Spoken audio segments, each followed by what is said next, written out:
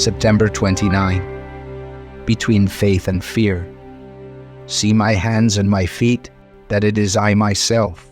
Touch me and see, for a spirit does not have flesh and bones as you see that I have. And when he had said this, he showed them his hands and his feet. And while they still disbelieved for joy and were marveling, he said to them, Have you anything here to eat?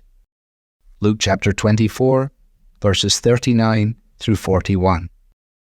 The disciples were real people, and they found believing in the resurrection difficult. News of Jesus' resurrection produced a roller coaster of emotions within his disciples. One minute they seemed to be up on the crest, and the next minute they were hurtling towards the ground. Reports of an empty tomb were met with mixed emotions of awe and unbelief. Indeed, they thought the words of the women who had discovered it were an idle tale, and they did not believe them. Even when Jesus appeared suddenly and stood among his disciples, their sorrows were not soothed and their fears were not calmed. Instead, we discover that they were still in panic mode. Face to face with the resurrected Christ, they were startled and frightened and thought they saw a spirit. Even after Jesus showed them his hands and feet, they still battled disbelief as it jostled against the dawning joy. This is a wonderfully honest picture, isn't it? Here we find the group of people who were to be the pillars of the church, all essentially hiding behind couches and coming out of closets saying, We thought we saw a ghost. The disciples' battle against fear and disbelief is a great encouragement for those who flip between hope and despair. It's one thing to affirm our belief in the resurrection on a fine Sunday morning, surrounded by a crowd of fellow Christians.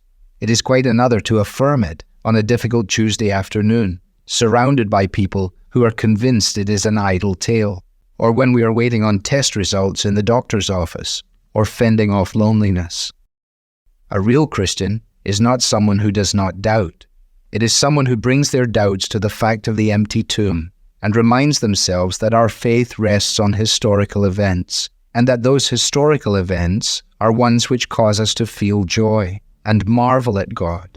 If you find yourself today in a battle against fear and unbelief, cry out to God, praying the prayer of the man in Mark 9.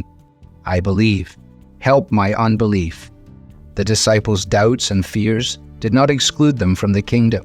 Neither did they preclude them from kingdom work. So today, ask God to guard your faith and walk forwards, remembering that Jesus really has risen and really does have work for you to do.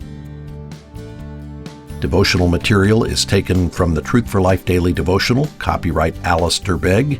It's published by the Good Book Company.